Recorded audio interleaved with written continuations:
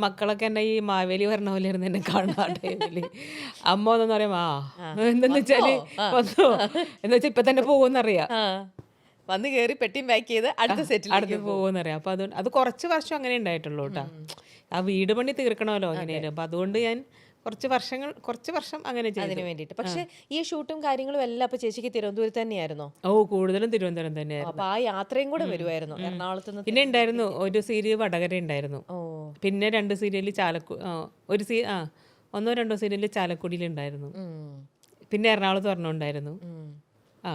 വടകര, ചാലക്കുടി, എറണാകുളം, മതിയല്ലോ തിരുവനന്തപുരം. ഇങ്ങനെയുള്ള യാത്രയും ഓരോരോ സെറ്റും. ഓക്കേ. അതാ പക്ഷെ അന്ന് വെച്ചാൽ നമുക്ക് നല്ല ആരോഗ്യമുള്ള ഒരു അതെ ഏജ് അല്ലേ. ആവുമ്പം ആ ഇതെല്ലാം പറ്റുമല്ലോ. പറ്റുമായിരുന്നു. ഇപ്പൊ പറ്റൂല. ഇപ്പൊ പറ്റില്ല. ഇത് തോന്നുന്നല്ലേ ചേച്ചി?